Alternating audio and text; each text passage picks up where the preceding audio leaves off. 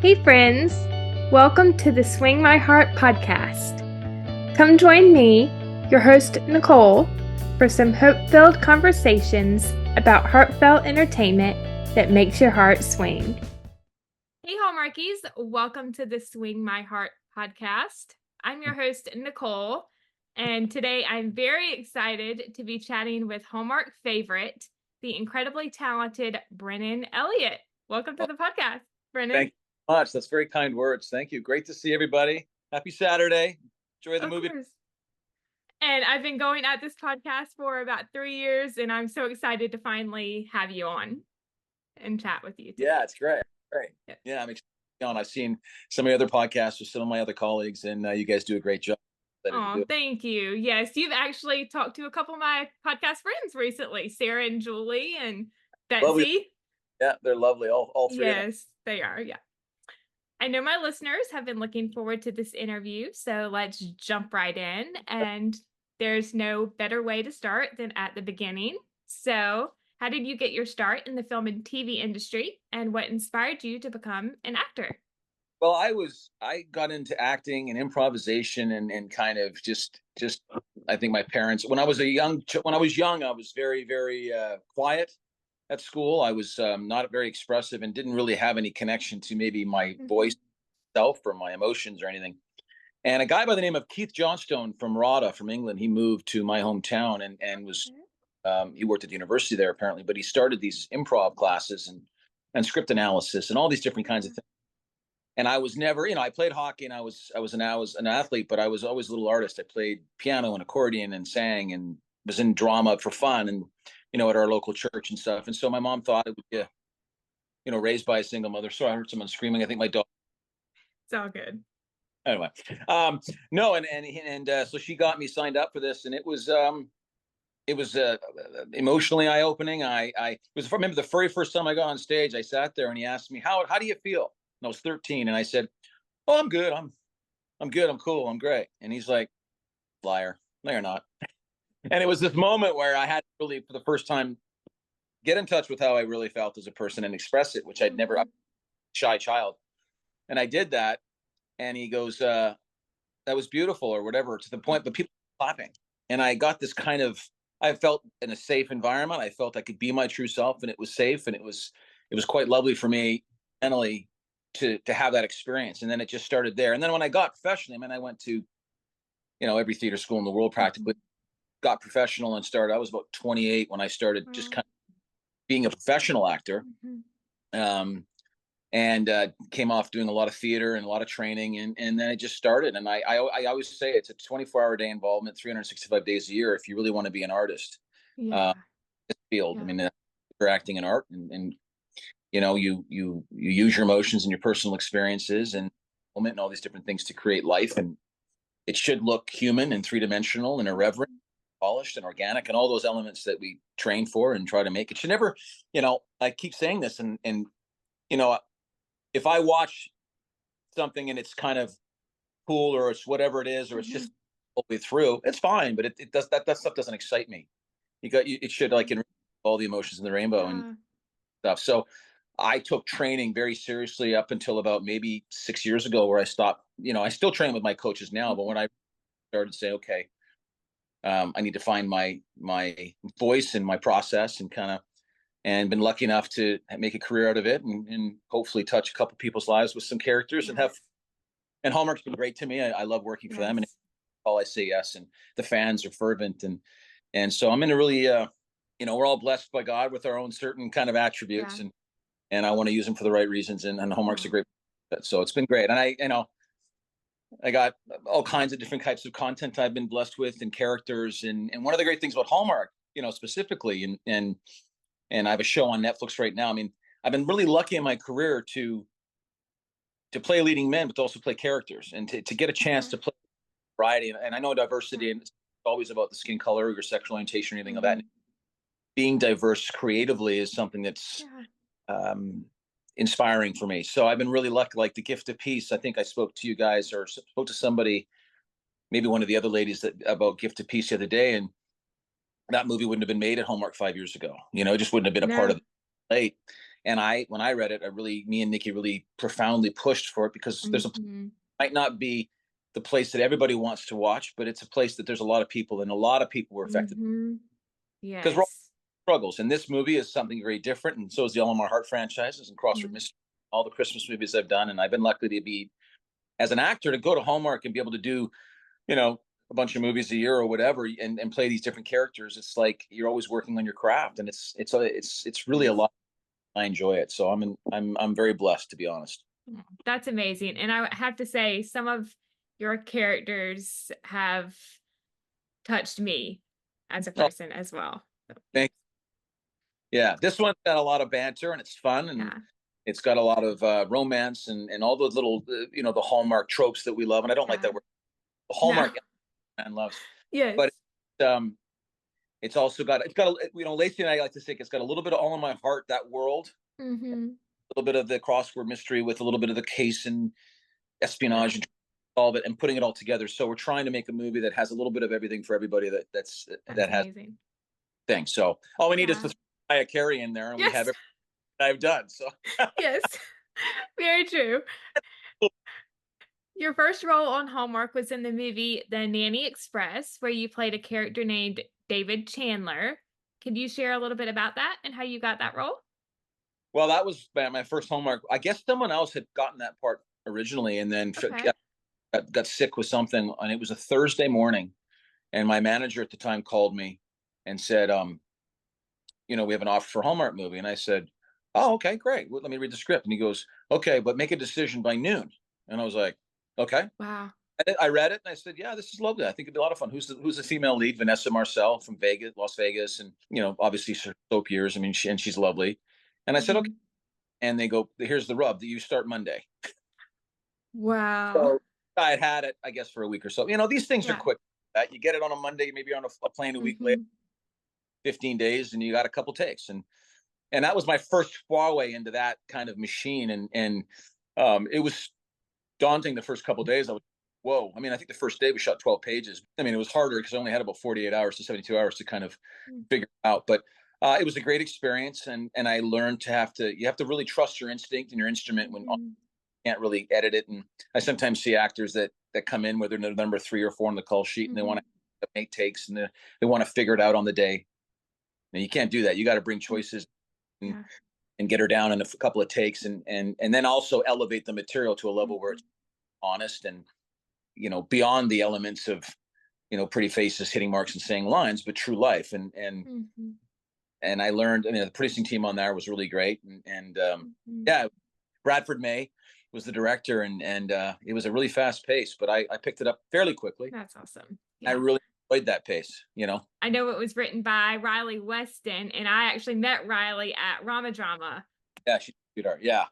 It was 9, I think. And then I didn't do another until 2013, I think, All in My Heart. I mean, I think I did Cupid, but that was just a favor for the small role. But I think my next lead in a movie was right after. I was in the midst of me doing, obviously, Cedar Cove, and then I got all. Yes. Yeah. Yes. You've also worked on projects with Hallmark, such as the All of My Heart trilogy, Flower Shop and Crossword Mysteries, Christmas in Vienna, Merry-Go-Round, The Gift of Peace, and Miss Christmas Comes to Town, which are some of my personal favorites. Oh, great. What was your experience like on those sets, and are there any fun memories to share from filming? Oh, man, of all the 30 movies, I mean, I've got so many experiences. Yeah. I've never really had the one experience I had that was, I've never really had a bad experience. It's always been great. An experience that just comes to mind when, I can laugh in retrospect, but when I did All Summer Long. Yes, that was a great movie. Autumn Reeser, who I love and adore. I was, I don't know, I was playing a chef, and we were in the galley of this boat, and it was like 100 degrees every single day. It was so hot. And I remember one of the crew guys saying, everybody was wearing hats and drinking tons of water. I'm not a big, water drinker when I'm filming. I'm kind of, but I guess, I felt fine. But one of the grip guys came over to me and said, you all right? I go, what? He goes, you look a little like ashen in the face. Are you okay? So, yeah, I feel fine. Well, anyway, I think I got heat stroke or something. But anyway, I ended up the next morning in the hospital because I got dehydration. point where they couldn't my platelets or something. So yeah, they gave me 8 hours of my executive producer. Wow. Oh, what's going on? Is Oh, drugs, which obviously do that, but yeah. and then I worked the next day. But I know I got out at 4 o'clock in the afternoon. I said, let me pick up all my scenes that we've missed this morning, and let me just do them now. But we only can shoot till 7, so we Mhm. picked it up. And Autumn was a champ that day, and they were quite worried. But it was, in retrospect, it Oh. was humorous. But at the time, it wasn't. I guess that they opened my door from the outside in the hotel because Mhm. I just couldn't wake up. I was Mm. so dehydrated, and dehydration is dangerous. And Yes. on his and hers, I had kidney stones. So, Oh, goodness. and I'll tell you, I think kidney stones was worse. But I've never uh, had them, but some family has had them before, and I don't it's think they're fun. it's men's birthing is what they kind of call it. So it's Mm. very painful. But look, Yeah. having a couple of kind of little things that were painful. I mean, everybody goes through something, but Mhm. I mean, obviously with Lacey and I, our movies, we have a lot of fun. I've never really had a bad experience, which is lovely because That's I think good. tight ships, they run them like tight ships. And I've obviously executive produced 9 movies too. And one of the Mhm. things I love to do is make sure our sets feel communal, familial, fun. Everybody has a great time. Because if you enjoy coming to work, you're going to give everything you got to the work, and we don't have a lot of time to mess around. Yeah. What Miss Christmas Comes to Town, which is a very different movie, whether Mhm. it's in Vienna, whether it's Christmas Encore or Mhm. like Christmas or any of the Christmas movies, or even like Gift of Peace. You got to have Yeah. different tones, but you can still have a lot of fun whether the work Yeah. is a little more emotional or personal, or it's all a rom com. So this one was really special because our 3 and 4, our other 2 leads, Mhm. Stephanie and Clayton James, Mhm. a bit of a friend here.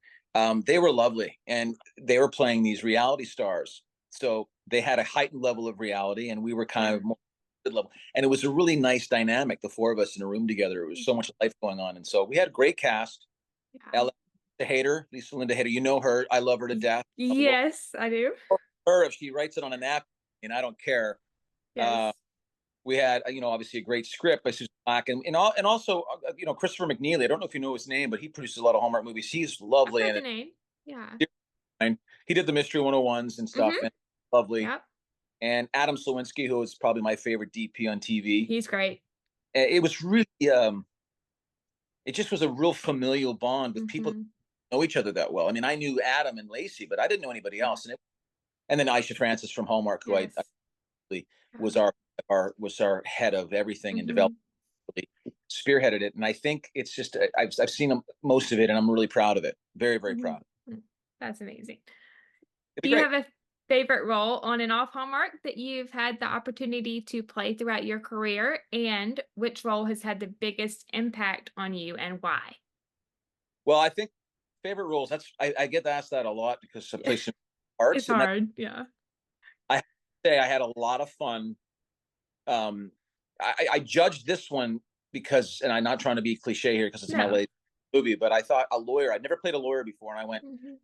and I have friends of mine that are lawyers, and it's not the most exciting job in the world. It's a lot of litigation and paperwork and education. Mhm. But this movie isn't really about that. But Mhm. into research, one of my friends who's a lawyer, a family lawyer, he walked me through. I went to court with him, talked to him about the Mhm. character, and he gave me a lot of insight on a real personal level that if I was to play a lawyer, that might be the area. It was really, really rewarding. And in playing this, Lacey and I both really, I think, and I'm not speaking for her, but I guess I am. But Mhm. she said, lawyer, but it was a lot of fun to go into that. I have a series, like I told you, on Netflix right now called Unreal. And I play this really Okay. over the top, cheesy host. It's based on the behind the scenes of The Bachelor called Graham. Okay. He was a hoot. But on the Hallmark universe, I don't think I've had a character that I didn't really walk away enjoying playing, whether it's a tree That's farm. good. I Yeah. love and obviously from the All My Heart franchise. I really Mhm. playing Logan O'Connor. I would love to play another detective. Um, Yes. one of my best friends, his brother's a detective, and That's amazing. I've, I've played cops and detectives a lot, and I really love playing Mhm. a show that I'm working on now that I'm trying to develop with Hallmark. Hopefully, that we can maybe go Fingers to. crossed. No, it's a mystery movie, and it shoots in Greece, and we're for a Ooh. little to play another detective, and it's um yeah, it's something I'm really a little bit of a passion project because I love Yeah. I love Grease is going to play a very, very pivotal role. And it's with my, Joel Rice, who does a lot of Hallmark movies over at Muse. He's a Mm-hmm. great No, producer. Joel. Yeah. Something really special if we can Yeah. get it off the ground. But yeah, when people ask me, like, I go to these conventions or these Christmas cons and they say, Mm-hmm. I kind of get stumped because all of them are very special. The gift of Mm-hmm. playing Michael was probably the one that affected me the most because I had to really rub my nose emotionally in a lot of areas. Mm-hmm. And Yeah. and Nikki with her dad's past. Mm-hmm. That was a very, very, very, very Mm-hmm. I won't forget that one probably forever, just because you walk away really learning about, you Yes. know, self and the pain you're in. And we really fought. And Fred Gerber, who I adore, our director, that's probably the only movie I had to read through. Well, Love You Like Christmas, we had a read through, but very Mm-hmm. rarely read through. We all sat there and just looked at each other and went through the whole script, just the three of us. Mm-hmm. No, our producer was there as well, Kate, and we just went through the whole thing. And we all made the decision as the four of us to hold each other's hands through that and say, you know what?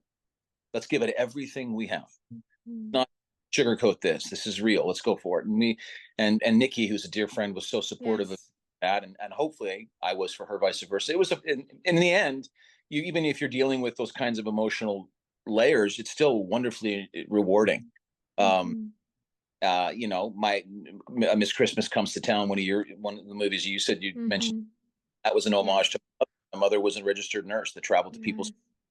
and took care of them, and that's why I signed on to that. I thought, it's a little homage to my mom. So I've been really lucky that I don't get the typical Mm-hmm. full time, and I get to kind of play stuff out of the box and play different diverse characters, and that's the testament to Hallmark and the brand and how they're opening up their diversity, not only with Yeah. types of color of your skin, your sexual gender. I mean, Mm-hmm. all uh, diversity, sure, but it's also the type of content they're creating. Yes. They're Yeah. creating, I think, I have friends of mine that maybe not were not fans of Hallmark before, but are now going, you know what, that I'll watch that. That was great. Yes. Yeah. There's been a lot of great Hallmark movies over the years, and The Gift of Peace and Miss Christmas Comes to Town, I think, are two of the best. Oh, you're very kind. But yeah, I've been Yes. very, Yes. fans are clamoring on my social media, going, "Why are you not doing 3 or 4 a year? Like, why are you not in more? Come on, get more." And Yes. A grade when Hallmark calls, I'll Yes. do them. Yeah, I'm Oh, that's yeah, awesome. from Perfect Pairing, and playing a wine. Yes. I mean, I've never. I don't even drink wine anymore. I mean, you look at like a tree farmer, or you look at like Brian, who's a stock. I mean, you get to play all these Yeah. really, even in the Nanny Express, I never played a father. It was my first time ever playing a dad. I didn't Oh. have kids then. I was like, I don't even know if I want kids, Yes. at that.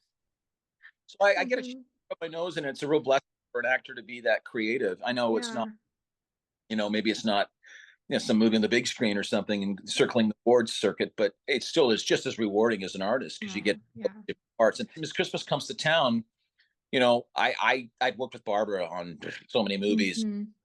else, and Erica Durance is lovely. But I Yes. remember going, "This is a road movie. I mean, this is crazy. I don't even like how are we going to do this?" And it was a lot of fun. A lot of fun. It looked like it was a lot of fun. Yeah. Yeah. Road trips are always a great time. Mm-hmm. Most of my listeners always want to know what an actor's most challenging role has been in their career. So, what has been your most challenging role? Being a dad, that's probably my. I'm kidding. Seriously. Um, that's another question that's hard, and I know I'm not trying to, Mm-hmm. but it's like every role is Yes. hard. I'm like Nicole Kidman says, she's terrified every time she gets an offer to do something. Oh, Like, I don't know if I can do it, and then she ends up, obviously being brilliant, but yes. daunting. I mean, when I got His and Hers, I was very, very Mm-hmm. nervous. Thought, oh my gosh, because playing a doctor or attorneys, I mean, anybody can put on the scrubs, and like, I mean, I've Mm-hmm. done those, so I know how hard it is. But the amount of education and Mm-hmm. intellectual knowledge that goes through that affects you as a person, and so you got to kind of find out in the week or two you have to prep. I mean, how do you get to that place with that? But Yeah. um, I mean, Michael was hard in Gift of Peace for Mm-hmm. different personal reasons. Um, I think, there's been others that are hard. Like Christmas Encore was extremely difficult because we didn't really, Mm-hmm. it was changing so much every night, like 10, 15, 20 pages. I don't think we had it fleshed out as well. So that was really, but so every role has its own little, Okay. Yeah. hardships and what's difficult. This one was difficult to get all of the elements on brand and make sure you have the banter and all that, but you're dealing with a really serious subject matter. And we really bring all of my Hearts fans to see that kind of Jenny and Brian kind of relationship. And we're married in this, and this is the first movie I've ever. I mean, how many movies in Hallmark have you seen two married couple through beginning to end? Very rare. Very rarely, yeah. Exciting to explore marriage, and the ups and the downs and what we go through, because doing something that isn't emotionally alive like human life, and it's very flat, or it's marriage is easy. Well, that's not real. It's not believable. It's not. Marriage can have its. That's just part of life. Life isn't easy, So this a little bit of everything emotionally in the rainbow, and a lot of humor. A lot of it's great. I love to play a lot of humor. So yeah, I mean, I had a lady the other day. I was in the supermarket getting something for my wife and my kids for breakfast. I think I can't remember. I'm out of milk or something, and this lady goes, "Excuse me, are you Brennan Elliott?" I said, "Yes." She goes, "Oh my gosh." She goes, "You look so. I mean, I just watched this movie, and then you're in this other movie I watched with my husband, and I didn't even think it was the same person." And that's an honor. That's a true honor. Aww. And she's a Hallmarky. I mean, she's really into it. And so we walked. So I walked her to her car. We talked about all the movies she loves and all the she likes, and when she watches it with her husband, and she's 86 and she's a life. It was lovely. Those are the fans you love. And that's amazing. Yeah. But this one, for the legality elements of playing an attorney, buttoned up, and I'm not a big suit cat, but that was tough, and dealing with a little gender reversal where I'm the man. The man is the one pressing. He wants to have kids, and I thought that was for the man to say, "Look, I really do this." Whereas usually in movies portrayed as, and rightfully so, obviously, but so that gender reversal was really exciting. And then going through kidney stones was tough, and everybody. But I mean, look, I'm not trying to. I mean, I remember the doctor was like, "Can you take a couple weeks off?" I go, "No, we've got to shoot this movie in 2 weeks. I mean, give me the medicine, pain away, and let's rock and roll. Let's do it." Yeah. But it made me more at times kind of focused, and I had to really be as relaxed as possible because I couldn't move too much with my back on certain scenes. But I've already thought of it. It's not noticeable, praise the Lord. But when what was your favorite movie? What was your hardest character? They're all favorites for different reasons. I like others how they turned out in the movie, in the scope of the movie better. You could play a character brilliantly, and it's human and three-dimensional, and everybody loves it. But if the movie isn't executed properly, it doesn't fall on deaf ears. But I've been very lucky enough to I tell friends of mine that get offers for Hallmark, or they're kind of in that world and they want to start getting into that world, to say you have to understand it's hard. It's not easy. You get a week, you're on 2 takes, 15 days, bang. And the ones that you keep seeing are the ones that you keep interviewing and having on your podcast. Ashley, Tyler Hines, myself, Andrew Walker, I mean, Paul Campbell, I mean, Lacey Chabert, because we can do them. Very true. Yeah. Make them real and human and alive. And all of us work obviously extremely differently and are different types of actors. But if you really give it everything you have, and you care about the brand and the content, and you work really hard to deliver the network something good and alive, and they can cut and paste and take out scenes or whatever they want to do, that's beyond my pay grade, then you'll have an opportunity to build a career with them. And I'm blessed to do that. Yeah.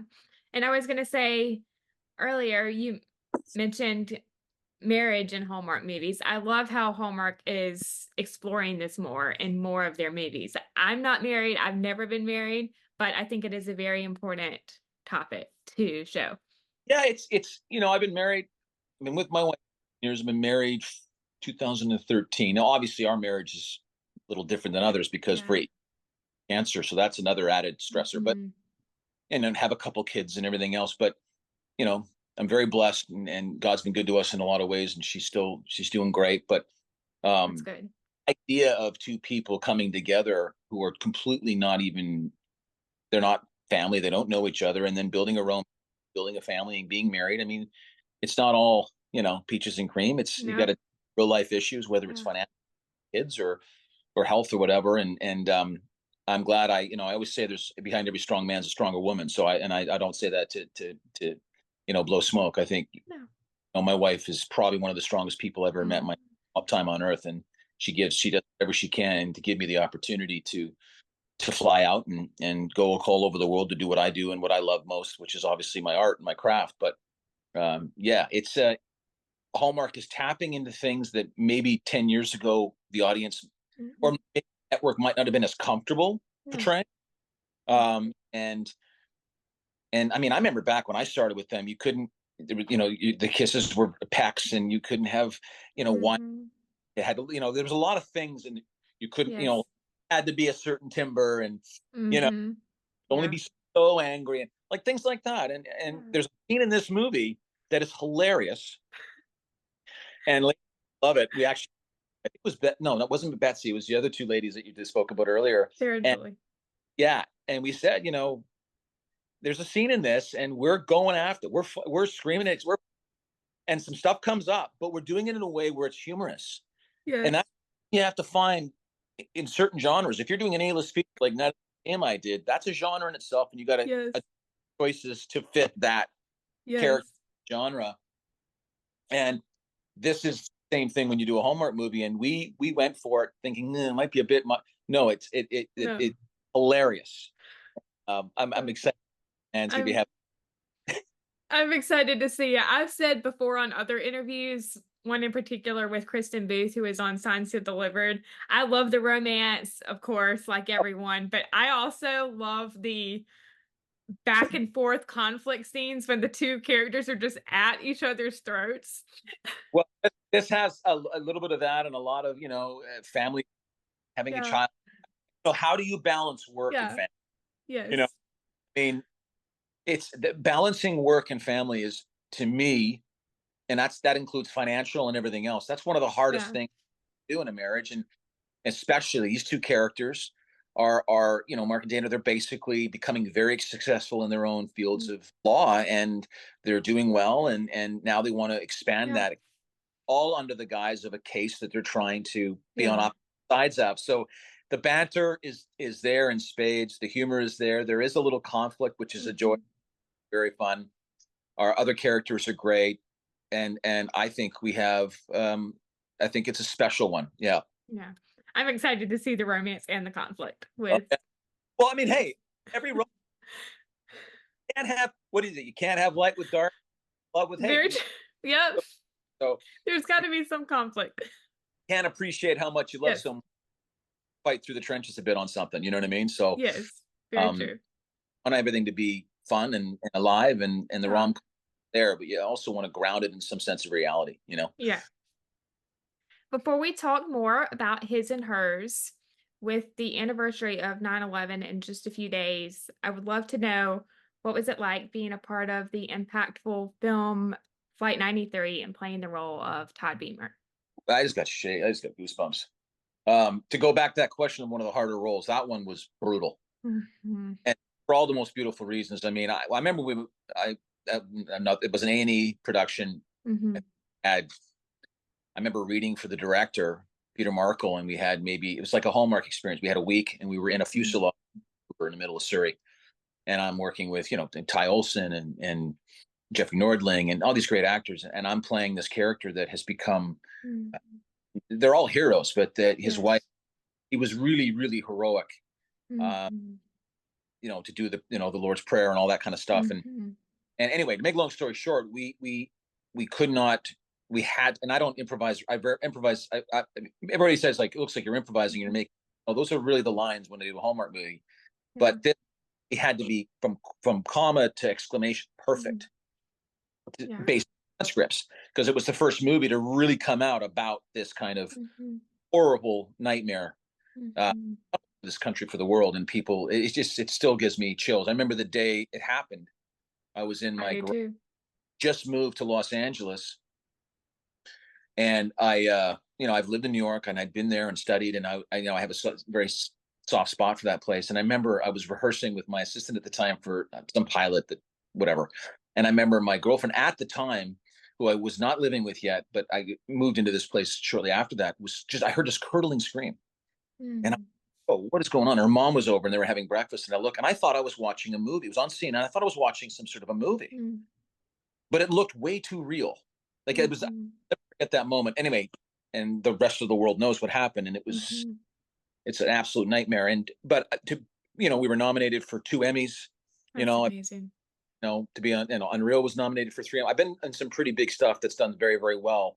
And just to be a part of it, just to be a little spoke in that wheel is an honor. I remember my attorney at the time tried to get a hold of Todd Beamer's wife because she had wrote in the book, Let's Roll. And I read profusely, and I wanted to just chat with her. And she was still obviously in mourning and going through, it only been 4 years, I think, or 5 years at the time since that horrible day. And I was not obviously in the right place to talk to anybody, not even just me. And I realized at that moment, I need to tread softly here. This isn't just about the acting and getting research, and I respect for all of this kind of stuff. And we had government officials on that set. Every time we would do a take, there'd be about a 10-minute break to make sure the transcript. And I was honored when I did it. It feels like it was 500 years ago, to be perfectly honest. I forgot about that. That was a painful, this will remain nameless. There was a person on that show that had struggled with some sort of, he enjoyed his booze at one point in his life, I guess, and hadn't had one in years, like decades. And doing that movie almost made him either quit the movie or he was going to start up again. There was times in those scenes, and we're just in a fuselage, we're not on a real plane. It was built where you felt like really in that plane, and when you're really Todd Bremer and you're really Mark Bingham and you're really these characters, and it was an emotionally painful. We shot that 27 days, I think, and work, everybody was like, "Oh God, I need this to be over. I need this to be." Here's a funny thing, and it's not. I'm not making light of it. I mean, it was a beautiful, very well, and people were touched by it respectfully. But me and Jeffrey Nordling got on a plane back to Los Angeles from Vancouver after we filmed. We were so affected by the material that these were the days where they went back to plastic. You couldn't have a red fork, and on the plane we had metal knives and forks because those days. And I remember sitting there, and we felt it was like we were back in the plane, and it was really, and we were quiet the whole 2.5-hour flight from Vancouver to LA. I don't even think we spoke.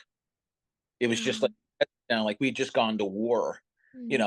I'm not saying we did go to war, but it was an emotional war, and have everybody on that plane that passed tragically is, to me, and everybody, the firefighters and everybody, and I know it sounds cliche, they're heroes, and it's a movie that makes me emotional talking about sometimes, where we make the people realize that are out there that these people, they fought and they died because evil, because they made some bad decisions, and I'm not saying that their faith was. I'm saying these people took things to a level that was, in my opinion, horrific. And very short, it was one of my, at that point and up to now, I'm very I get stopped at airports and different places, and people say thank you for making that movie. It was an honor to be a part of it, and to share that experience as Todd Beamer is something I'll never forget. I mean, for getting my hair done, they shaved me up because he had a receding hairline, and I was an athletic guy, but he was worked a lot, so I put on a little bit of weight, and I really wanted to live him, even though we didn't have a lot of time before we started filming. And it was he, from what I can say, from just being an actor playing him or trying to live him, he loved his wife and his family more than he thought what was good. He was a good thing, and those are the people that inspire you, and that was a great experience. Yes. I have to say thank you for making that movie, or being a part of that movie too. I actually just watched it for the first time last night, and I was a blubbering mess. I was bawling my eyes out. I could not stop crying, but you did a fantastic job, and the whole cast did.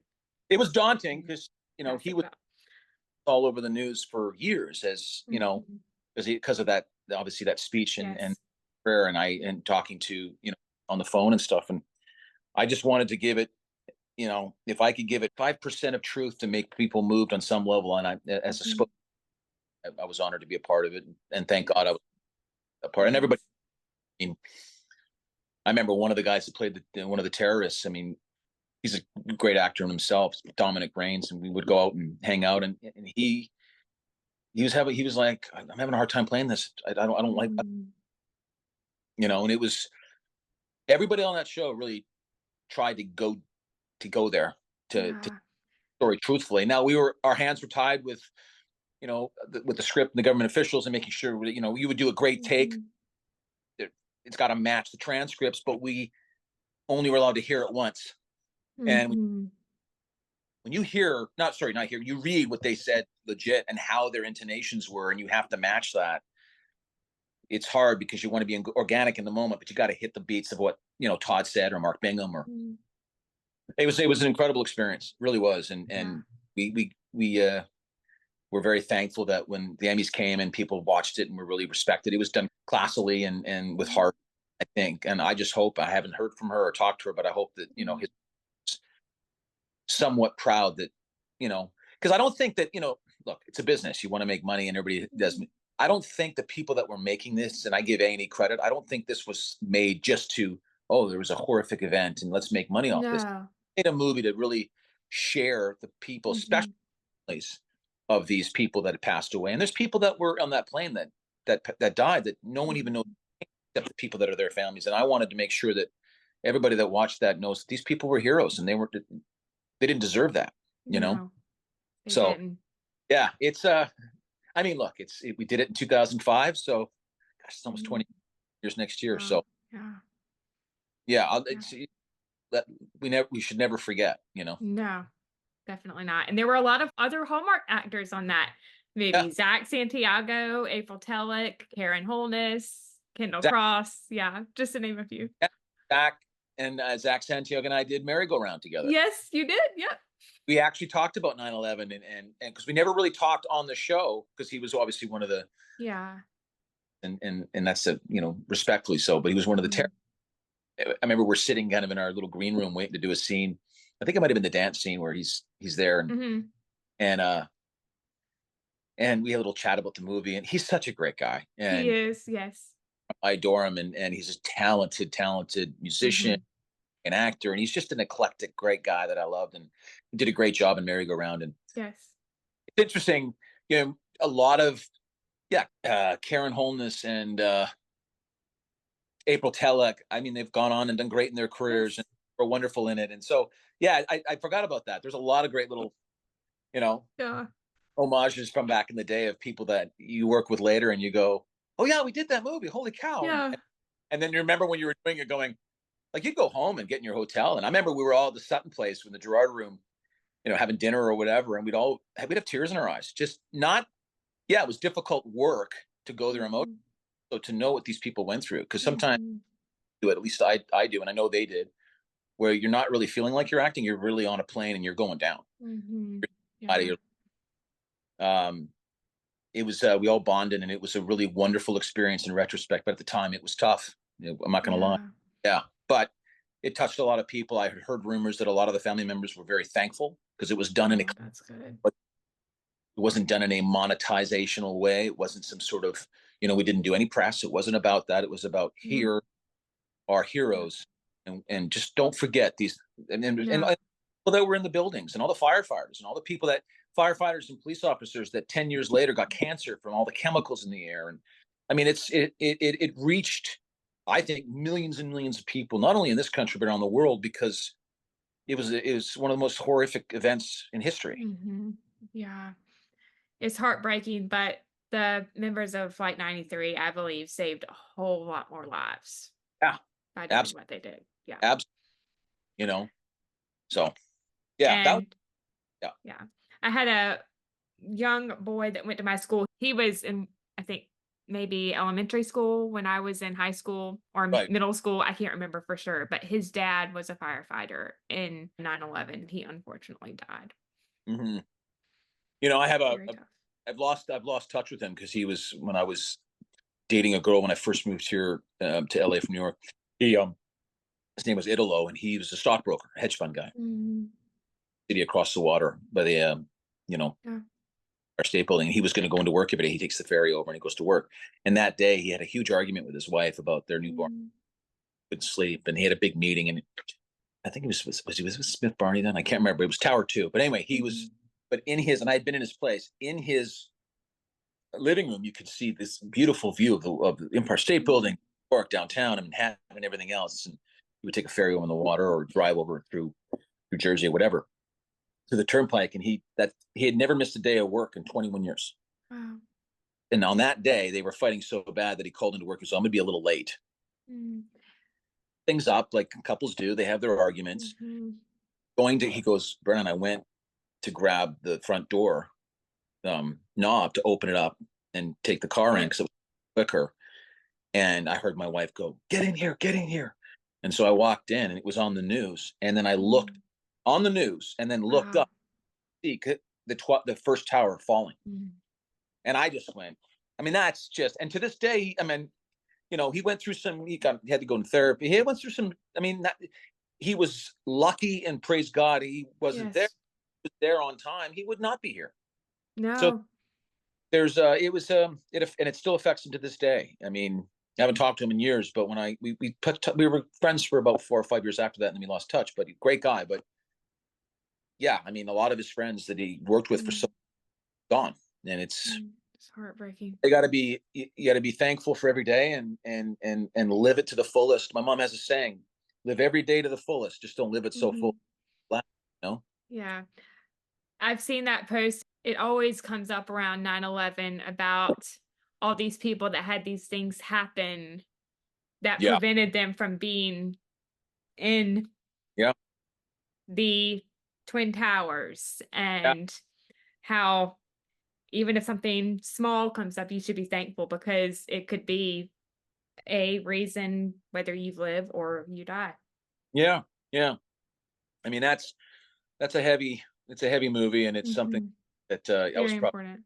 Yeah. And it was an important piece, and September 11th it's on, and you know, it's 20 years ago, and you know, the production value is 20 years ago. So yes.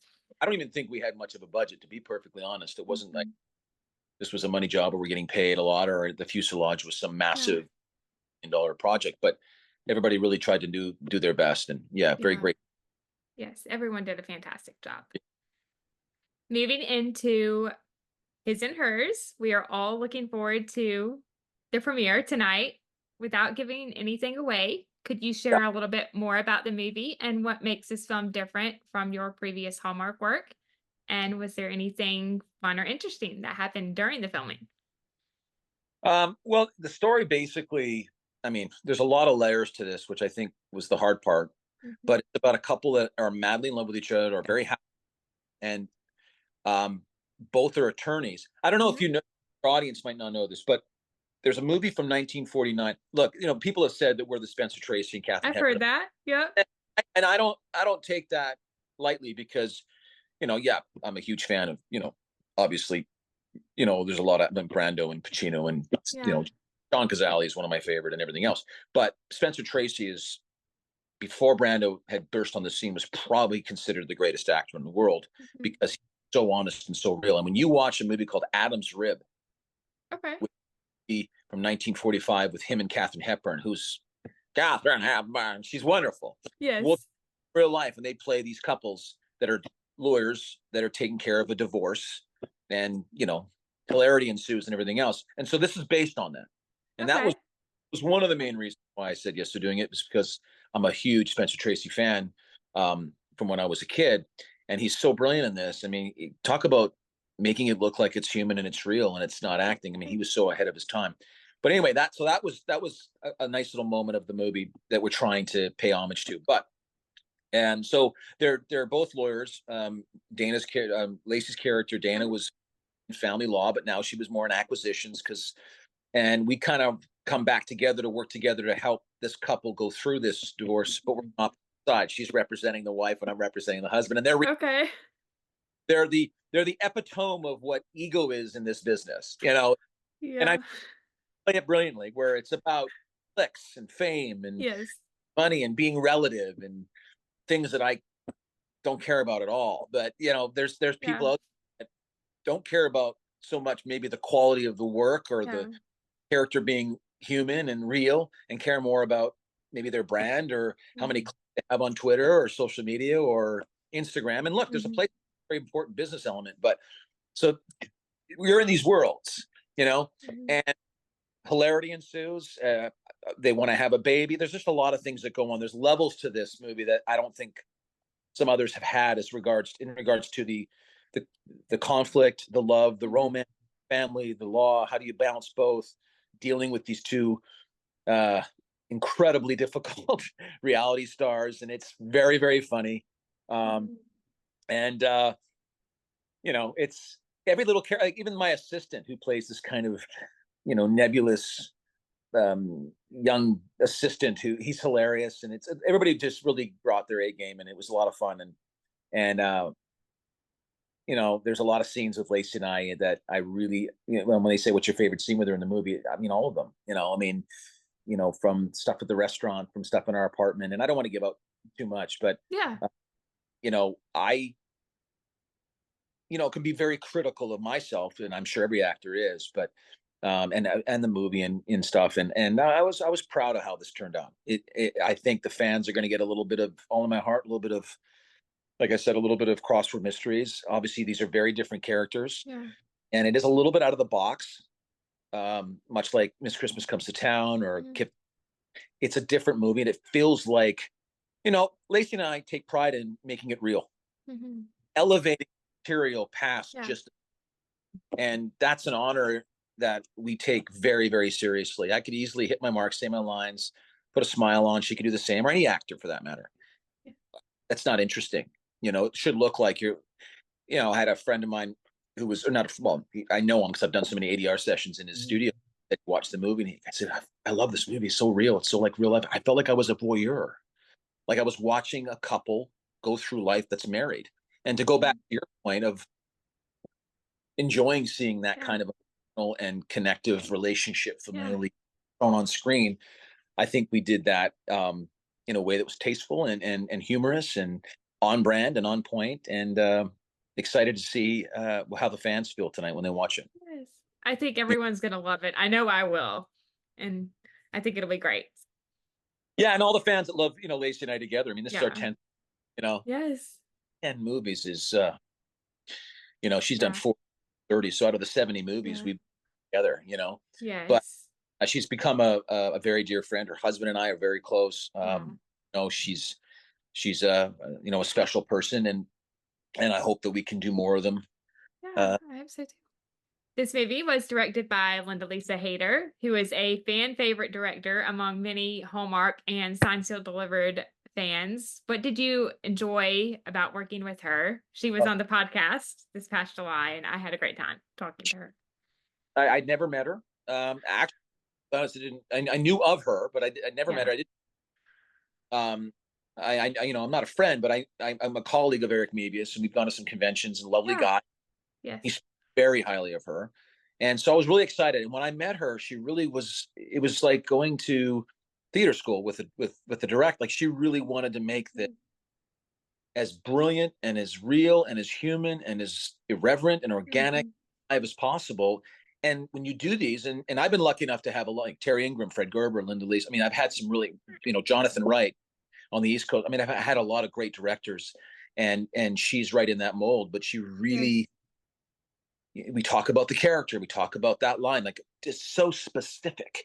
And it was, and she's an incredible. She's a ball of light. She's like a hippie light that just blows up. And I told her, I says, there's no need to go through anything like reps or anything. You call me and I'm there with you like forever, because she's that brilliant and that good. And I watched I think it was either the last one or the second last Signed Sealed that came out that she directed, and I hadn't seen our movie yet. She has a real attention to detail. She does. And she does it in a way that, and she has no time for something that doesn't sound real. No time for it. She wants it to be as real as possible. Like there'll be moments where she'll come in and talk to some cast member and go, well, how are you feeling right now? Well, I don't know. And go, well, however you're feeling, say the lines from there. Don't, because that last take we're not going to use. So let's do it again. And but in her way of doing it. And she's very talented. She's brilliant. She comes from great stock. Obviously, her dad was, in the business. And I can't wait to work with her. And she was really instrumental in finding a lot of the elements of heart in this. There's a lot of heart in this too. And there's some Easter eggs too for all you. Okay. And All of My Heart and Crossword fans. Okay. Yeah. I So will look out for it. Yeah. Yeah, she's fantastic. And she spoke very highly of you and Lacey when I chatted with her. I can't speak, I can't speak high enough about her. And I know that sounds kind of like when, no there and say, this director was crap. No, I'll be honest. I don't lie about much of anything. And say, oh, yeah, she's great. It was tough, but she's She fantastic. is, yes, one of my favorite directors for Hallmark. Yeah. Yeah. Definitely. Yeah. His and Hers marks your 10th movie with Lacey, as you mentioned, for the network. What do you love most about working with her, and what has been your favorite movie you have filmed together? Hmm. I know that's a tough question. No, it's funny. Those are really tough for me, and I'm not trying to skirt the question or be politically No, of correct here, course but not. I really Abracadabra Crossword Mysteries Abracadabra was a real fun time with her.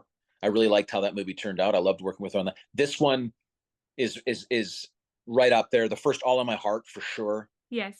It's hard for me to say that because there's elements in All in My Heart, the wedding, that I absolutely. Mm-hmm. I mean, that wedding it was just forget It it. I was mean, beautiful. Yeah. no, the thing that people always talk about chemistry, and I've said this in many, many podcast interviews and stuff. Chemistry is a word, much like diversity, that gets thrown around, and its scope is so grand. But Lacey and I's chemistry, and I like to think that, well, personally, I've had chemistry with all my leading ladies. Mm-hmm. It's a little different with Lacey. I remember the very first scene on All My Heart I did with her. I entered the house and I was lost my job and I just got off the train and Mm-hmm. say, and that was our first time together because I Wow. did a lifetime called Strong Medicine, which was their Okay. flag. And we got her as a guest star. And I knew we really, really wanted her in this guest star. And we got Mm-hmm. her working with Janine Turner a lot, who was my girlfriend at the time in the show. And I met her for 15 seconds and she remembered being on that show. Wow. In the makeup trailer, we talked about that, but we had no other communication because I was cast and I think I had like maybe 10 days before I got on set. So I was my real first, I mean, I did the Nanny Express, which was its own beast back in '09, but it'd been a long time. Hallmark movie. Anyway, so I got on set, we went right in there and I felt like I knew her my whole life. It was the Mm-hmm. weirdest thing. But Lacey and I always talk when we talk to people, either it's conventions or in podcasts like the one we just did, Mm-hmm. we trust each other. You know what I mean? Yes. Not like Yes. I trusted Yeah. all my with and all the actors I work with. But there's a level of trust that if I'm working, and we work extremely differently, but we always like, you know, I'll be in it and she'll be getting food or something or talking on the phone with her husband, seeing how Julia's doing or whatever. And then as soon as they say, okay, let's set it up, we just drop in and I can go anywhere and she'll go with me and vice versa. Mm. That's There's no amazing. Yeah. just it's like putting on a little like a warm blanket that I had since I was a kid, and I can't really speak about it. I know it sounds weird to say that our chemistry is, how do you get that kind of chemistry Yeah. with everybody I've worked with, because I've Yeah. been blessed with really great ladies, from Nazneen Contractor to Autumn Reeser to Allison Sweeney, I mean Mhm. Barbara, all of them, Erica Durance. Yes. But Lacey, I think after you do 10 movies, but it happened right away, and it's a Mhm. trust and a respect. you know Yeah. just go with it with each other, and there's no editing in the moment, Yeah. and it's great.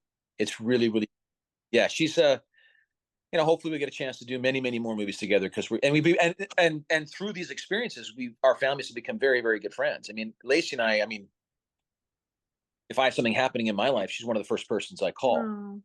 First, I hope, and yeah, we're and her husband and I are kind of have a bromance. I mean, Oh. he's guy. I love Dave. I mean, That's and awesome.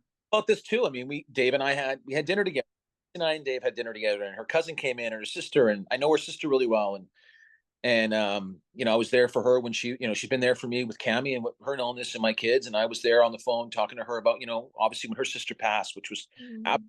in Deb's Yeah. family, and so we've been through some stuff together as people off camera, and when she needs me, I'm there. Period. Mm. Stop. It's not even a question, and vice versa. And so when you have a lot of that's been building, and Mhm. and when you get on set, you could be playing characters don't like each other, or having an argument, or madly in love, or whatever.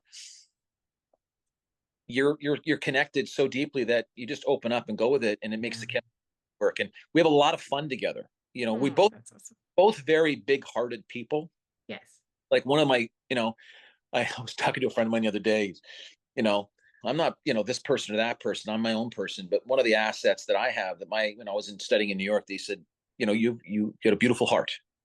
And Hmm. some people I have other things that are, she's very similar. And so Yeah. like our heart comes through in our work, and it's something that it's not an acting tool. It's not a craft technique. It's not an instrumental work. It's just who we are. And she's just it's like a sister.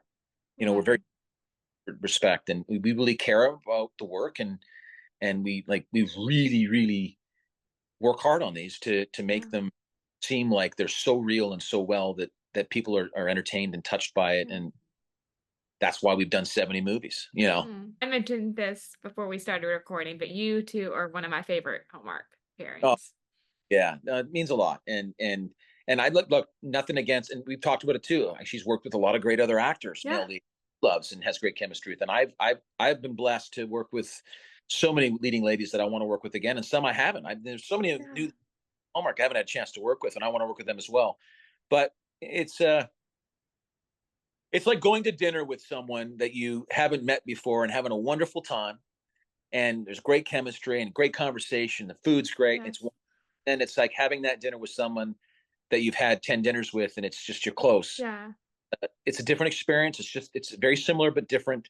And I'm very lucky and grateful that if you had told me when we did All in My Heart, the first one, that Hmm. in later, or well, no, 8 years later, you'd have done 10 movies, I would have said you're out of your mind. Oh. Like, well, because that doesn't happen. I mean, it maybe in the No. system, but I'd be like, that's not because we don't want to work with each other. It's just that Yeah. those don't really, It's very happen. rare. And we've been very lucky to not only have 10 movies together, but to produce 9 of them.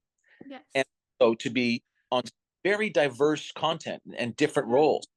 I mean, we're not playing 10 movies of the same character. We're No. playing characters, and it's been really, really wonderful. And I love the All in My Heart franchise. I mean, I go my first one, The Wedding, and then number 2, which I thought we rushed a little bit. That's my top 3. The first one, the third one, and then the second one. Abracadabra is probably my favorite of the crosswords, but Yeah. the last one we did, I think the last 2, we really found it. We started to really find it. Yes. Abracadabra, and I think the last one. And then even Christmas Melody, which I hadn't done a Christmas movie with her, and I was Hmm. very educated on how important her and Christmas were at that time, and to Yeah. work with Mariah Carey, who's really lovely. I mean, I Yeah. loved working with her, Yes. and it was a very different movie. So we've been very lucky and very blessed. And this one I'm really proud of because it takes Oh. a little all of those movies and puts it together, Yeah. and you know, you can judge it and say, "Oh, playing a lawyer, maybe it might be a little dry." No, this is full of a lot of great stuff that I Oh. think that Yeah. I'm really proud of it. Oh, yes. Who is a Hallmark actor you would love to work with in the future that Oh, you haven't yet? well, I mean, even the guys. I mean, you got the Yeah. groomsmen, but I'd love to do a movie with. I mean, I'd like to work with Andrew or Tyler or Yeah. um, even Jonathan Bennett too. I mean, there's. I mean, I haven't worked with. There's so many. My gosh, there's so many. There's so many. Yeah. You know, whoever I haven't worked with, I'd love to work with because I Yeah. watch all. But I watch all their movies. Like I watch. I Yes. really myself on everybody that's. I mean, I got a chance to work with Brooke Shields for 3 movies. I mean, Hmm. come on, and she was lovely, Yeah. and just that was a lot of fun. So, um, yeah, everyone. I mean, when I go to these conventions and I see them all, and I'll be in Kansas City for the big, Hallmark Christmas con, or not con, Christmas Hmm. their first this year, and Hmm. everybody that's in that room, I would work with in a heartbeat. There's nobody I would say no to. I'd be like, oh, I'll be Aw. work together because we're all, I don't want to sound cliche or No. we're kind of an extended family in some ways. We all Yeah. belong, Yeah. we all like each other, at least I Yes. do. So, I'm Oh, hoping yeah. we all get along, and I would never, I think I've passed on one Hallmark movie in my career, and it has to be a something, you know, I'm trying to get not, I rarely say no to them no matter what it is. I rarely. Hmm. So I know they're trying to get new faces in there and some new Hmm. stars. That's business and that's it. But Yeah. I'll work with them too. But a lot of the fans want to see the old faces too, because that's what built it. Mm-hmm. And I'm glad that I'm one of those people that, Mm-hmm. and I have some pretty fervent fans that'll be clamoring every single day to be like, why are you getting more movies, getting more movies? And I'm like, listen, it's beyond my pay grade, honey. Like, I mean, I'll do what I can, you know, Yes. for a year, that's fine. And I hope that's the case, but I love working for them. And I've never had a negative experience really ever. And if I did, I would say, hey, this one was one I would Yeah. have redone. I mean, look, there's some projects that I think production value that I wasn't a producer on. Maybe we rushed the script or we got it out, because the old regime, which I loved, great. Obviously, Mm-hmm. the new regime I love too Yeah. immensely. They did a lot more, like a lot more movies. And sometimes Mm-hmm. if the script isn't fleshed out and you're working on 9 pages a day and coming home and there's 25 more pages of revisions for the next day, then we really haven't done our job to streamline and kind of flesh this thing out. Yeah. And so lost in the story. And there's been a couple that I thought the story might have been, a little bit, needed a little work, but that's beyond my pay grade too. But luckily with where we're at now with the new regime, that's not the case. I think Mm-mm. they're maybe doing less movies, but they're diversifying the content, the quality. I think and it's different. It feels a little elevated at times, and Yeah. that's the takeaway of some of the other movies I've done. But I've been, I was just talking to one of my wife's good friends, and she said, how many you've done, like what, 10 movies for Hallmark? I said, no, this is my No. 30th. Yeah. How do you keep it fresh? How do you like, do you want to continue to do them? I go, of course I do. I love it. Yeah. You Yeah. get to very familial. And so, yeah, Yeah. I'm everybody, obviously, Yeah. so it's been good. I've been lucky, and hopefully Oh, I get to work with a bunch of other people, yes. I hope so too. And I'm glad that you're a part of the Hallmark Oh, community. I am too. Yeah. Absolutely. And from all of the Hallmark talent that I've met, whether it's actors, directors, screenwriters, in person or virtually, I've met a lot of them at Rama Drama a couple of years ago. I met Andrew, Tyler, the cast of Signed, Sealed, Delivered, all Yeah. incredibly kind people. Yeah. I mean, I always say you're doing this for your audience. And if they can see through it. I mean, when you watch a movie, Hmm. someone's got, a good heart, or they're a good person, no matter how brilliant their performance is, you can Yeah. tell it. And there's really nobody in this universe that I just kind of would steer away from, Yeah. they're we're all very different, extreme. Yes. Um, I never got it, like Nikki and Deloach. I never got a chance to work with her. And when Gift of Hmm. People on my desk, as daunting and scary as that was, um, she was the one who said, "Let's please do this with me." And I wanted to work with her too. And so I've been really lucky from everybody I've been able to work with, to because they're really good people, Yeah. And look, life's hard, and this business Hmm. is daunting, tough, and heartless, and it's Yeah. about money, like any business. But Hmm. if you go to work every day with people that are good people, from the director, the producer, the DP, and everything else, and accept them for their idiosyncrasies, like we all have, it's great. Yeah. It's a Yeah. very ensemble element. Yeah. A couple of my fellow Hallmark fans or friends and I have always talked about wanting a Hallmark all-star movie with a ton of Hallmark favorite actors. I think that would be fantastic. It'd be pricey Yeah. unless all of us were like, working it through. No, I look, that'd be incredible. That would be absolutely Yes. incredible. That would Yes. be, see what happens in the future. But yeah, Yes. That would be amazing. yeah. What do you hope audiences will take away from watching His and Hers? I hope that when they watch the movie, the experience isn't that they're not watching just a movie. The story, the characters. Um, there's a little through line of, like, if you have love in your relationship, whether you're married or not, but specifically for this movie, if you're married and there's still some love there and you're going through a battle, hold on to it. You know, Hmm. Yeah. divorce is messy. Divorce can be very contentious, especially if you have children. And that's one thing that the lawyer that I did research on for this, he told me, he's like, I'm hoping that every time I go into litigation or some sort of mediation, I can convince them, is there still love here? And if there is, hold on to it. Get some Yeah. counsel, work it out, or communicate. You know, um, Because Lacey's married, I'm married. I mean, I love my wife dearly, but Yeah. communicate about certain things that happen in life too. And Yeah. you know, girlfriend or boyfriend or whatever state of relationship you're in, if there's some love that's still there, hold on to it, because it can be difficult. But um, I think that these characters and the story is, there's so many subtextual elements to the story that I think it's for everyone, and I think hopefully, well, for everyone. And I just, when you watch a movie and you go, it's over. Well, that was great. I felt like I got away with this little story, and it moved. Movie moves quick. It's got great music. It's fast paced. Yeah. Instead of watching and going, okay, I need a break, or let's watch a commercial, or okay, yeah, it's fine, it's good. I'd like them to walk away going, that was highly entertaining, very believable, and I learned a little bit about my own marriage, or maybe about marriage itself, or about the power struggle between having a career and children, or and also the the trappings of stardom and being in the world of fame, and what's important. Is it clicks? Is it being, dealing with the reality star characters?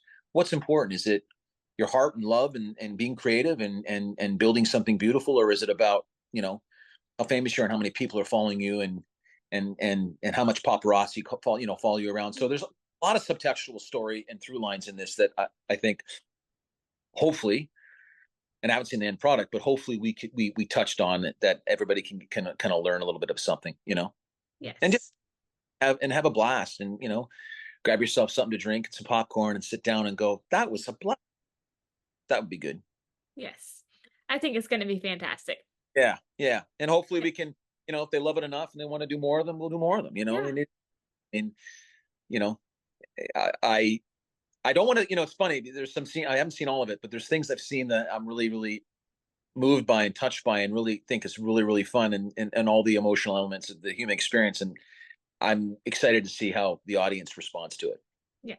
I'm Yeah. excited to see it. Career-wise, are you where you want to be right now, and where do you see yourself in the next 10 years? Hopefully healthy. Um, Yeah. you know, um, Working on wonderful scripts and with creative. Yeah. And if it was to end today, and we were to go, if you've touched one person out there with your art, Mhm. you've moved someone. I Yeah. remember there was a lady, she's passed a few years ago. Mhm. Rochelle was her name, and I think she was 80, but she had blood cancer, and she was Mhm. back when they did, like, one movie a month, like back when it started. And Mhm. a massive fan of mine, and had all, photos, and then she would watch all my movies, and she was in hospice, and Mhm. manager called me at the time and said, she's wants to meet you. And I'm like, done. So I drove 3.5 hours to Escondido, California, sat in her room with her family.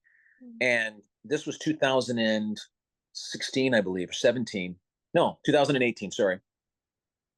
And she just looked at me and she goes, I love your movies because I feel. Mhm. And what else? I feel, and I don't think about my treatment. Oh.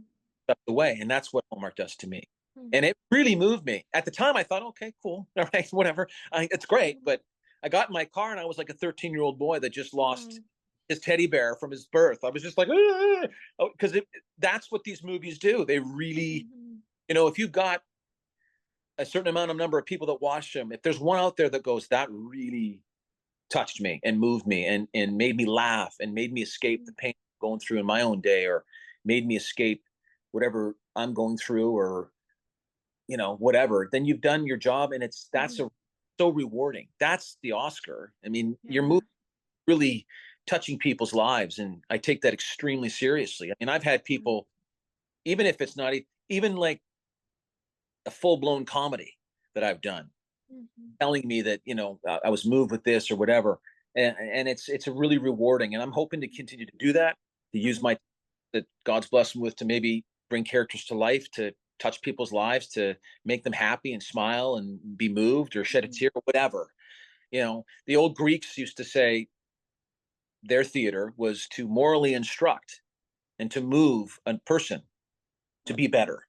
And I found that kind of a little presumptuous when I was young, but now I realize what they're trying to say is that, Mhm. when, like with you, when you get off being, doing your podcast and all your other Mhm. kind of do in your life, and you sit down and watch a movie, if you can end it when it's over and go, I feel lighter, or I feel I was moved, or I was morally instructed, or I learned something about myself, or I really loved that character. That performance really was so much, whatever, you know, Yeah. like on Miss Christmas Comes to Town. And, my mom, I said, I really want you to watch. And she's a big Hallmark fan anyway, but she watched it, and my mother is I love my mother, but my mother, I was raised by a single mother. My mother is kind of, she was an ER nurse and then an RN, but she's not the most affectionate person. Like, it's not like, oh, you played your part well, that kind of. She called me and I said, what'd you think? She goes, I'm glad you did this one. And I said, Mom, I did it for you because I respect what you do as a nurse. Mm. And it's not an emotional person. It wasn't like she was crying, but I could sense some pausing in our communication, that she was really moved by that. Because me and Barbara, and me and Erica dealing with Barbara's character, my mom did that for 35 years with no fanfare, really, to be honest, no money. They weren't paid a lot. Movie really moved her. Now I could do something else like All in My Heart, and it moves someone else. And you take that stuff seriously and give everything you got to make a character. Like I always say, if you're doing a movie or a character and you're the same in every scene all the way through the end of the movie, okay, it's good, fine, yeah, she's pretty or he's handsome, or that doesn't interest me. That's boring. I want to see and feel in every scene, every moment, the human experience. Don't I mean, I think all of us want to. Yeah. And there's a little bit of that in this, where is fame more important than the content? Is fame more important than the quality of the person? Is love more important, or how famous you are, dealing with their characters, and which they really are a through line through this piece. And if I can be in 10 years healthy and financially stable enough to take care of my family and live a beautiful life and touch people, and if you want to, win an Oscar and be famous would be great. But I stay in the moment and just want to do good work. If someone can tell you it doesn't look like acting, it was so real, and I believed every moment, and thank you, it really moved me, I love that performance, that character, then that's the Oscar. That's the reward. Yeah. I've had so many people with gift of peace that have lost people to cancer or a car accident or divorce or whatever. And I know these are topics that aren't really comfortable, but I've had emails and letters and stuff of people saying, that movie, you and Nikki and all the cast, I had a woman tell me that she went back to church because we had that prayer. Wow. It really moved me. And she was in her later years, and her husband had passed away, and she was lonely. That's movie's going to hit that person, and being someone known for mostly comedy, we went to that place and we touched someone and we made them feel better, or we made them realize that they need more communal friendships around them to get them through their grief, and I've said this many times, we lived that movie because Nikki, look, Lacey and Nikki, call it method, call it getting into the character, call it whatever. I want it to be real and human and irreverent and organic and all that, but we don't have a lot of time to go out and hang out and party and have fun. So that movie, I wanted to feel isolated. So I put myself in my room, and she was like, no, you're going out. We're going out for French fries and shrimp. We're going to go watch football. And I don't even watch college football. I don't even eat shrimp. So I was like, all right, or French fries even for that. I was like, all right. And we had some beer and the fact that she did that got me out of the hotel, bonded us. We weren't to be actors and it was just, she was being a human person, and she knew what I was going through because she knows me well enough and we're friends, and she knew what my wife was going through. And I got a chance to know and hear about her story with her dad, which I didn't know. And we bonded immensely, and it really added to but it made the experience have balance, which I'm very for her, because there were days in at least the first week, where you're in your hotel room, you get back at 9 o'clock at night, you rehearse with your assistant who lives in the East Coast, you an hour to get the lines down for the next day, and you go to bed and you can't sleep, and it's the work because you're rubbing your nose and your wife's illness for that. And she was instrumental in keeping me sane, to be perfect through that. And hopefully I helped her in her sanity with dealing with rubbing her nose and her beautiful and loving father that she was so close to, and how he had passed, and dementia and Alzheimer's and all the rest of that. So I don't want to get long-winded, but I probably am. But special person too, and but if I can keep just keep building and growing and have the passion for the craft and the instrument and keep touching people's lives somehow with maybe something funny or something loving or whatever. I hadn't even talked about Flight 93 in so long because, life, it happens. And for you to bring that up just brought back so many people that were really appreciative of what, Peter Markle put on that screen, director, and what we all tried to do. That's rewarding, more than, but, I love work. I love, sometimes I'm away, sometimes 7, 8 months a year, so my wife really locks things down to make sure I can be creative and be a provider and take care of the kids. And I'm extremely blessed, and I hope it just grows and builds and I can continue to make wonderful stories, I guess. Yeah. Yeah. Yeah. Of course, I love the lighthearted Hallmark movies or any kind of film. Yeah. This is But lighthearted for sure. yes, but some of my favorite films on Hallmark or off Hallmark are the ones with depth Yeah. to the storytelling. Well, I people have told me, you're very, very funny, and I go, thank you, but it's real and deep too. It's like, it's the human experience is there's a myriad you could say I love you a million different ways, but if it doesn't come far, it's going to fall on deaf ears. So I don't care how funny you are, how good looking, or if you're cool, or if you're older or young. I don't care what all that is meaningless if you're not truth. The audience isn't going to be affected by it, period. Yeah, and true. This movie is banter, it's funny, it's romantic, it has all those elements, but it's from a real place, and that's when it's really funny to me. Yeah, or really loving and really romantic. And I love doing the rom-coms much as anyone, and been blessed to do that. I mean, Miss Christmas Comes to Town, there's a lot of funny stuff in that, very funny stuff. There's also some underpinnings of some adult and emotional things, but we don't skirt away from it. Jason Bourke didn't real with it. We don't want it to be a sappy story. We want to have hope. And Barbara played it brilliantly and beautifully with the hope of what she was going through. And all in my heart has some deep underpinnings of how to be in a relationship and build a life and deal with, the humor of the goats and all the rest. I mean, there's just so many things that I've been blessed to be able to play, but you got to come from an honest place. And there's a lot of humor in Gift of Peace too. It's got,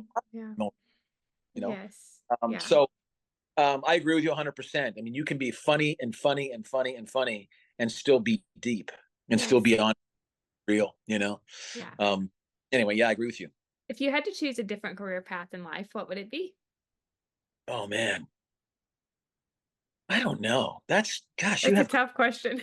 Well, that's like the third tough question. So give yourself a pat on the back. Oh, you use a lot of words. Our family is a believing family, and so our faith is extremely important to us. And anything that would give back to the world and make it a better place. I've done a lot of work in my life to help through my church and through my faith, less fortunate or youth about not getting involved in certain things, like whatever. And that's always been very rewarding. I don't know what kind of career that is, but something that would, use your assets. I guess I'm very lucky to be able to choose the career that I really felt I was born to do, which is something in the arts, something creative. I was playing music, I was doing drama and theater and singing and stuff when I was 10 years old. And it was not something my parents bred or my mom remarried when I was 12, but it wasn't one of these things where my mom was trying to nurture me into some actor or great artist or something. It was just something. I always was extremely sensitive when I was a kid and always loved movies and reading books and playing out parts and probably horribly, but and every Christmas I'd play music and we'd sing. It was a very artsy, my family's very Irish and very artistic, and it was never forced, but it was just something who I am. Whereas my brother is extremely academic and intellectual and very different. Pilot, very successful pilot, very good at what he does. I have zero interest in doing anything of that nature, but that doesn't mean it's not admirable.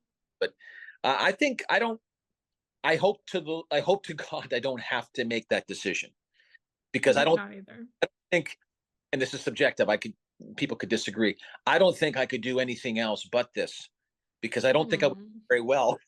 Oh. I do coach and teach acting and help kids with auditions and stuff. And I it's something I enjoy doing, although I don't want to be that's not something I want to do. I love what I do. Um, I love the idea of hearing the audience and hearing fans be touched or moved or laughed or just escape for a couple hours on a character I'm playing, movie I'm in. That's rewarding. And so if it's another job, it'd be something in that world that you're doing that for humanity. I remember my stepdad, he was a printer and, not educated obviously at university or anything. And he was a tradesman and he was very good. And then computers came in and he got older and he obviously had to lose his job and he needed a job. And because he was a farmer, he loved construction. He loved working with his hands. I can't stand that stuff. Like it's just, and so he got into sanitation and he was, for all intents and purposes, a garbage man years and then retired early. And I asked him one day, I said, I mean, there's benefits and it's not money, but he wasn't doing, he's like, no, I get to get up and I get to hang out with the boys and I get physical labor and I work with my hands and my body. And I really enjoy that, kid. And that's him because he was a farmer. He grew up as a farmer. And so I always tell there's no room for parole with me. I always say that I'm an actor, I'm an artist. I want to create. This is what I do. And if I have to do something else, I'd rather not be here because there's no point. You know what I mean? This is what I love to do. I don't know. Yeah. That's three questions that I can't even answer, to be honest. That's okay. Think about it a while, meditate. Thank you. Yes. Think about it and kind of ruminate and think, okay, well, what else would I hope, the Lord blesses me enough that I don't have to have that decision, because I love what I do. I don't, the business is it is what it is, but I don't like when I'm not working. I don't like being off. And I've been off. Movie airs tonight. I've been home for, so my wife knows I get antsy when I'm not creating. Auditions are great, you can be creative, but when you're going through a journey of a script or of a series or of whatever, it's very rewarding to me the way I work anyway. And I don't know man, that's very, very, because I can't answer. I guess I'm very blessed to be able to do what I wanted to do and so. And you're fantastic at what you do. Oh, well, you're good at you. That's three questions I can't answer. And I'm like, rare. I usually impulsively or at least instinctually give an answer, but that's tough. So good for you. Thank you. I've had a great time with this podcast. If you had asked me 10 years ago, I would be doing a podcast, I would have said, you're crazy. Nope. Because you were saying at the beginning of the interview, you were shy as a kid. I was the same way. I went to an all-girls school for 10 years. From kindergarten to 9th grade. And then I went to a co-ed school from 10th to 12th. And I think that's really when I came out of my shell. Yeah. Yeah. I mean, that would have been done scary for you to go into grade 10 after an all-girls school. And my mom was a little worried. I was a bit of a mute, when I was in school. I mean, I felt deeply. I was into the arts and I wanted to express. I just didn't know how. Know how because I didn't think I was enough. I don't think my self-esteem was secure.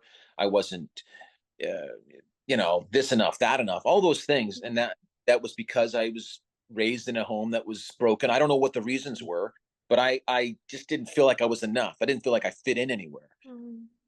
Through theater and through drama and working, and I mean I trained for 35 years or whatever, so it was a long journey, and I'm a bit of a slow learner. Like I tell Lacey, she can read a script.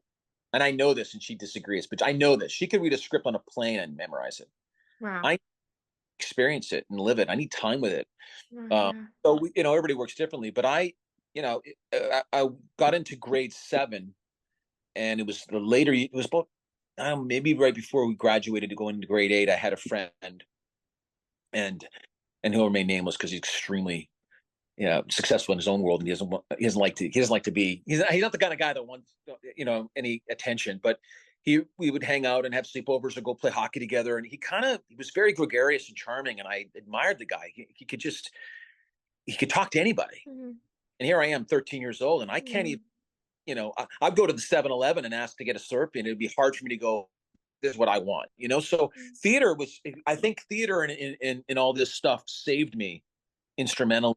Be able to open up a little bit, and now you can't shut me up. So, the great thing for me in this movie, to take it back to his and hers a bit, there's a real Yeah. my character is determined and really committed to and ready to have a child.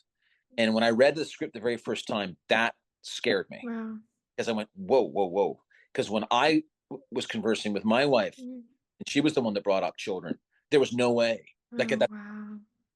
I'm away working so much. I've been working so much and so steadily for so long. I'm never going to be home. I can't forget about that. I can't even be a dad. I don't even know what a dad is because I didn't have one. My stepdad, when he came in when I was 12, was great with my mother. He's a great guy. He really filled the void that was there. But I was already at an age where, you are, you Yeah. know, but not knowing your biological father or having that kind of, and I'm not saying it's a sad story. No. I had to learn to survive. I mean, I moved Mm-hmm. out to New York by myself. I went to theater school, some of the best in the world, and got, gotten major debt and did it all on my own in some Yeah. way. I was helped along the way by a lot of great people, but you learn to be a survivor and you learn to. So when I became a dad, and I take pride in the fact that I'm a very, very good father because I don't know what a good or bad father is. I'm just trying Oh, yeah. to go in and it's the toughest job. Anybody that has kids cannot. I have a lot of respect for people that are parents because Mm. it's and Lacey's character wants kids too, but it's like, how do you balance that in your Yeah. career? It's always been something that has been emotionally difficult for me as a parent. I remember I was doing Unreal and I did a Christmas movie and then I did a Winterfest movie. So it was a busy gone 9 months. Yeah.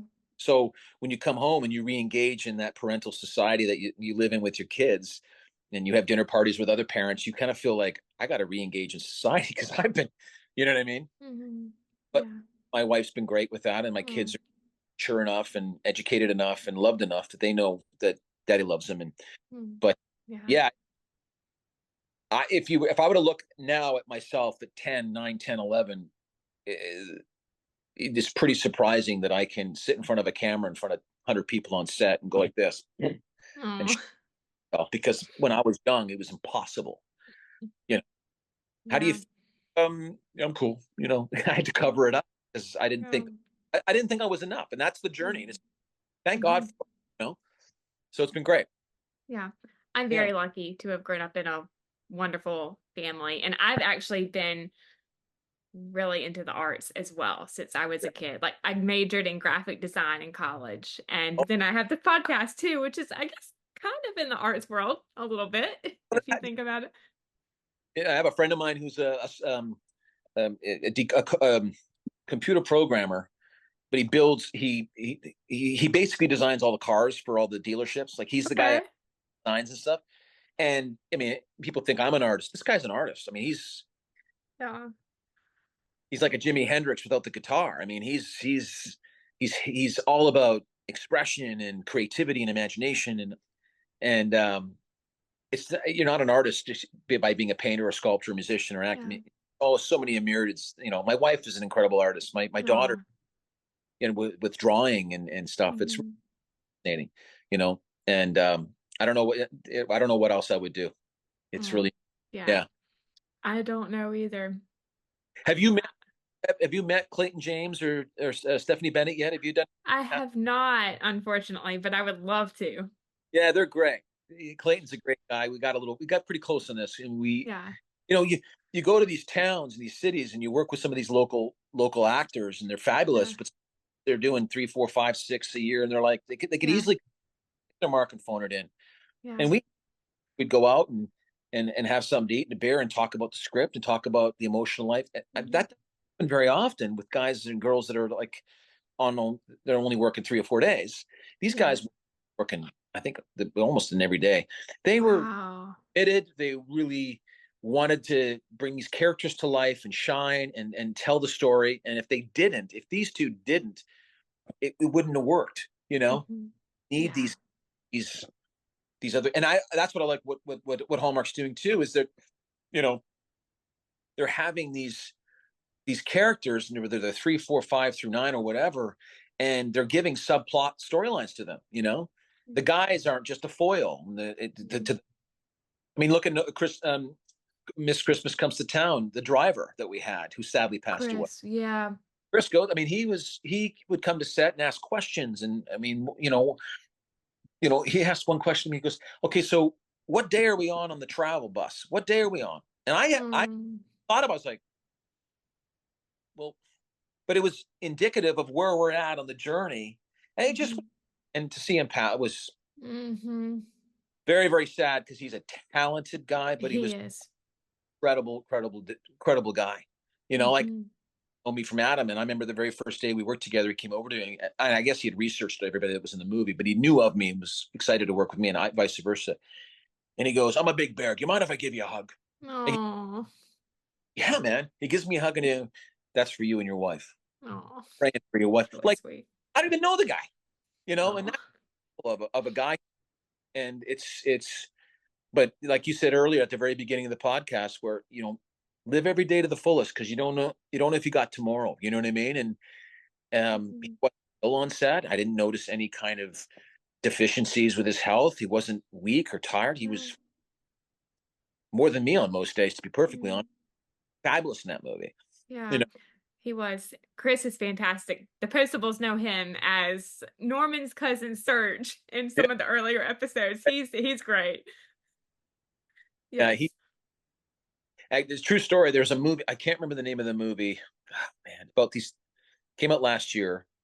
A couple going to a camp, and Okay. Chris plays the head of the hotel or the head of the yoga camp. Okay. The name of the movie. Anyway, they had offered me that part, Uh-huh. and on another project, and I couldn't do it. And then I was so happy to see that he got it. And Aw. movie and saw him in it. I can't remember the movie. If I told you It's the movie, okay. It's okay. anyway, fabulous. Yes. And it's sad to see someone so special Mhm. and to have so much light. Yeah. But that was his time, I guess. And Mhm. it is anybody that knew him. I have a friend of mine, Dave, was an acting teacher in Vancouver and Toronto. He's bi-coastal, and he knew him very, very well. He said, first time I met him, he's just a big ball of light, like Mhm.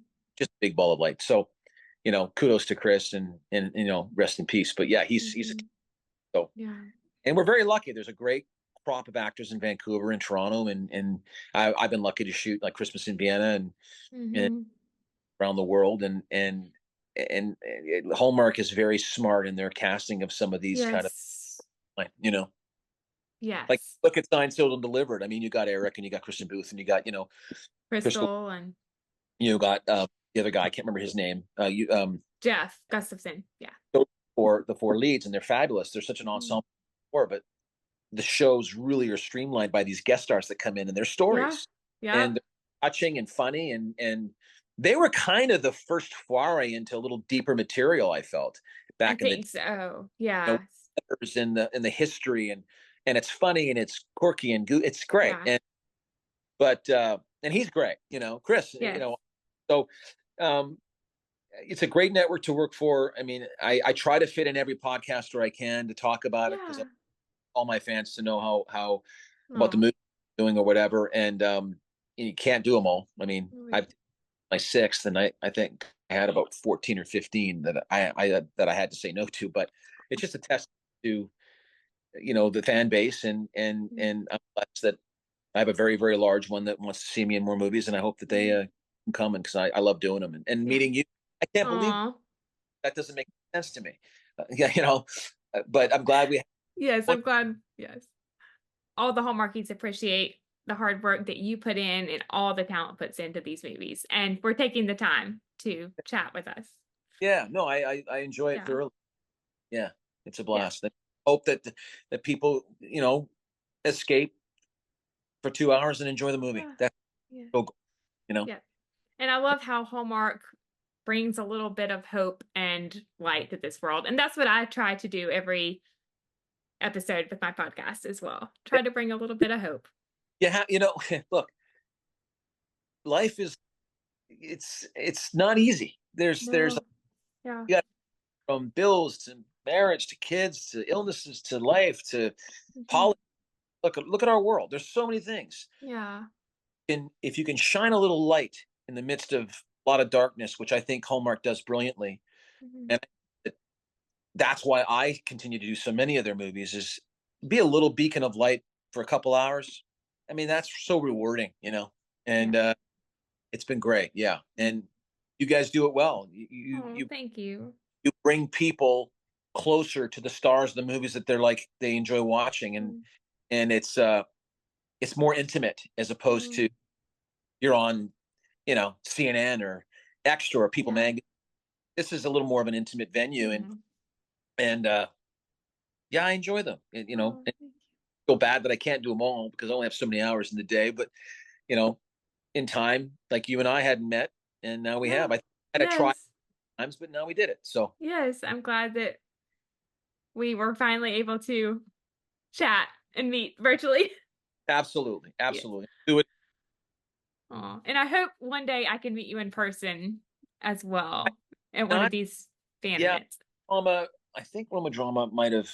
I can't remember. A couple years ago, I think I was maybe going to go or something had happened. But yeah, I mean, I'd love to go Yeah. to and Christmas Con, all the and meet. I love meeting the Hallmark fans. When I go to Christmas Con in Jersey, I did the last three, um, and haven't been invited this year yet. But when I went, you get a chance to meet the people Yeah.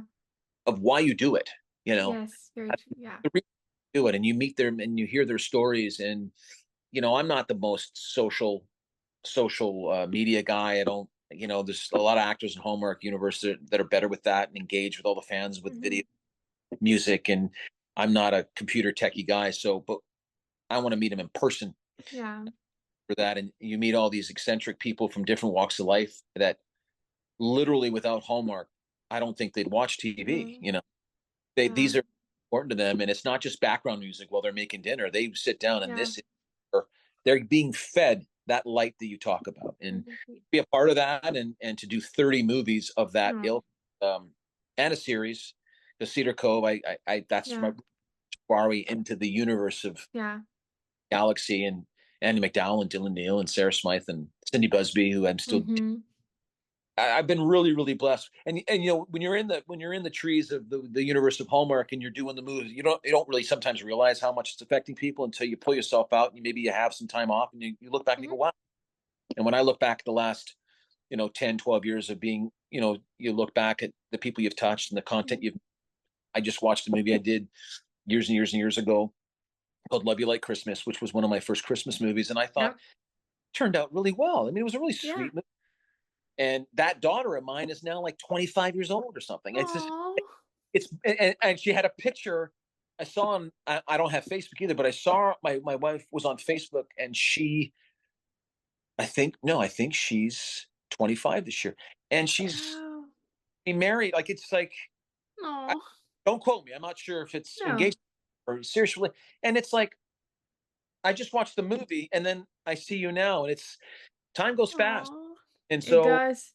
I've made the most of it. I've been lucky enough that they've utilized my talent on some level to create some Yeah. characters to feel like everybody has their favorites and they're all different. And I've been lucky enough to I always try to make every character different, whether it's what he's wearing, Hmm. sometimes you gain weight, lose weight, and I try to make them whatever's justifiable for the material. I try to do that and take a risk. And sometimes Yeah. you might miss, but, um, I remember when I did this is a funny story, but the very first Sure. cross, I was doing a ride along with one of the detectives because it was always the Christmas break before we filmed the first movie. So I Yeah. had a couple of weeks. So I had quite a bit of time for a Hallmark actor. Oh. And I'm doing a little drive along with this detective and Detective Hernandez. And he said to me, we're just learning about detectives and the training and how you get there. And he goes, when you're a rookie, you're clean cut. You're kind of, I don't know, the things he was telling me just, so I went and got this haircut. I don't know if you remember this, but I shaved my sides and I had this one, I two, think three. so. And I Yeah. remember the network was like, it's too short. You got to, but it wasn't to try Oh to do, no. look, he's a rookie, Yeah. wet behind the ears. He was trying really hard to be perfect. Yes. And Hmm. character choice, and it's a risk. Yeah. It fell on deaf ears, but you make the risk. And then the next Yes. episode, I grew my hair out and everything else. And I Yeah. justify grizzled. He's more, you know, he's not as clean cut. He's been on the streets. Yeah. And you look at all of them in their through line, it works. But at the time, but those are little funny stories. It's like, Yeah. I mean, it's like you hear about actors that wear beards in their movies, and we couldn't do that back in the day. You couldn't have facial hair, like not even stubble. So No. there's Yeah. we're all growing and evolving in this Hallmark universe, and the new regime is really, when diversifying, whatever that term means, but they're kind of tap into, and there's a little for everything. You can tell that the stories of the woman coming from the city to a small town, and there's a place for that, has expanded to something more. Yeah. You're going to reach a wider audience. You got to talk about all kinds of different concepts and topics. And yeah, I try never to say no unless it's something that's just glaringly obvious that I'm like, is there another story? Because this isn't, radiating, or I'm not interested. It hasn't been fleshed out, or there's not enough Christmas in it, or I don't know, whatever. But that happened. And I'm looking forward to see what the next movie is. And really, these are for Lacey and I, because we really try to shut down our night and be with our families and watch the movie, talk to the fans, and it's been over 3 years since we've worked together. Yeah. So actually, no, that's not true. I think our last crossword, was it 5 years ago we finished? No, maybe not. Maybe anyway, it seems like a long. Yeah. Fans have been asking and asking and asking, and I don't know, what's going to happen with that, if there'll be an 11 or 12, but if I do another 10 with her, I'd be happy. And she's it's going to be, have you spoken with her on your podcast? I have not, but I would love to. Yeah, of course. Yeah. No. Yeah. She's a busy lady. Yes. I mean, understandable. 20 people talk to. Yeah. I'm sure she's getting a whole lot more because she's, to that universe. So yeah. At the end of my interviews, I always ask my guests to share an inspiring quote or piece of advice. Do you have an inspiring quote or piece of advice you would like to share? I actually said it earlier, and it's a moniker that I believe in. Live every day like it's your last. Just don't live it. Comes it. When I was taught by my mom when I was really, really young, I don't know why that always rings true. Always come from your heart. You'll never be led astray. And the world needs more love. Just give love, whether it's say thank you or just be kind. I'd love to strip away all ego if we could in humanity. That's tough. And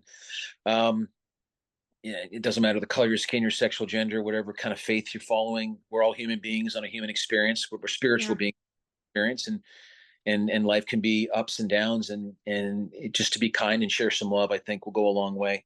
I remember the Sutton Place Hotel in Vancouver on this movie, and there's a bellhop there. I mean, I've been going there for 25, 30 years. There was a bellhop there, and I hadn't seen him in, gosh, at least a decade. I guess he had moved to another hotel, and he came back, whatever. But he goes, "Hey, Brennan, how are you?" And I looked, and I recognized, but I didn't. And I knew, his name was Daniel. And he goes, "Yeah, I went to this other hotel and came back. Remember about 10 years ago, you were shooting a series, and I came in and I had a cold, and I vaguely remember this." And he goes, "And you went into the store and got me some cold medicine because he couldn't leave his bellhop post, and you gave it to me." And I never forgot that warm and caring gesture for a stranger. He told me, and I went, "Oh, thanks, Daniel. I appreciate that." I talked about that. He goes, "You're one of the good ones. Thank you." He did not have to say that. But I really think if, come from your heart in everything you do, and you'll never be led astray. You live every day like it's your last. Don't put it off, because it could be, and don't fast. It does become your last, but enjoy everything about life, because it has its ups and downs, but it's beautiful, and be open and give everything of yourself to everything you do, whether it's your art or whether it's your marriage or whether it's a friendship or whatever. That can mean an argument too. That can mean anything. Just whoever you are, be you, be real. You don't have to be. There's beauty in your own quirks and your own faults, and I have my own quirks and faults and weirdo things about me that people are maybe like or dislike, but that's me. And do that, the human experience is so much more enjoyable, So I don't know what that means, but yeah. Very and true. Respect everybody, respect people, I really like to think, Stephanie Bennett and Clayton said on their social media sites that this was, one of the funnest movies we've ever done. And Brennan and Lacey, beautiful human beings. And it was really, and it wasn't cliche, or it wasn't, to get clicks. And I really felt that they meant it, and I'm sure they did, because we really want everybody to have an enjoy. We're making a movie. We're not curing cancer. We're not building towns for the less fortunate. We're making a movie. So let's enjoy it and come from our heart. And the audience, especially the Hallmark audience, they're very, very smart people. They'll know when it's real, and they'll know when it comes from your heart, and I think Lacey and I, when we work together, we try to do that. I try to do that in everything I do, but it's important to do that. And we did that on this movie, and I'm really, really excited to see how the fans love it. I'm really excited as well. Do you have any other upcoming projects that my listeners and I can look forward to? Well, I have, obviously, Unreal is on Netflix, doing very, very, all 4 seasons. It's a different tone. It's not the Hallmark universe, obviously. And then tonight I have the movie airing. There's a feature film that I might be doing. We're seeing when that schedule is going to happen, and there's some talk about some other Hallmark movies down the pike that I can't. But sadly, this year I don't think I'll be doing a Christmas movie. It's sad, but there was a script that came across my desk that I just I don't know. It just was. I never say no, but and I probably feel a little guilty about it. I never say no, but I said no to that one, thinking there might be something else. But unfortunately, there wasn't anything else. So my mistake. But in retrospect, you're like, well, maybe I should have done that one. But there was some things about it that I would have, fleshed out a little more. And I thought, well, let me wait for another one. And unfortunately, there wasn't. But hopefully next year I can do a Christmas movie. I got my Greek series that I'm working on with Joel Rice, and that's amazing. We have a script, and we'll have to probably change that and make some adjustments. I would love to do another detective story. Play another detective, do more than 3 or 4 or 5. Try to make it like Seinfeld and do 15 or build that story so the audience comes. I would love to do his and hers and be in that world with Lacey. So I'm there's a lot of meat and vegetables in that stew. So I'm not going to be very, very busy, and just enjoying the month and a half I've had off since the last movie, and we'll enjoy it. Work on.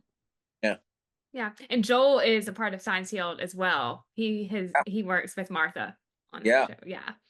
Brilliant mind and a brilliant man and a good human being, and we discussed over coffee one day something after I did a movie with.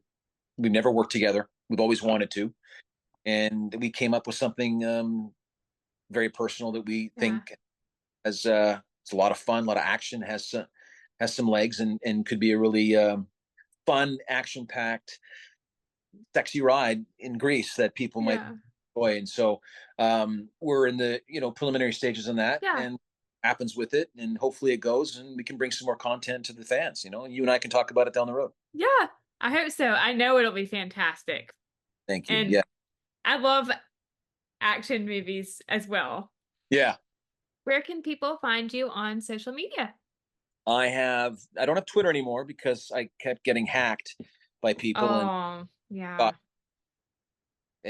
Even on Instagram, there was one time on Instagram I had like 40 different imposters saying they're me. That's crazy.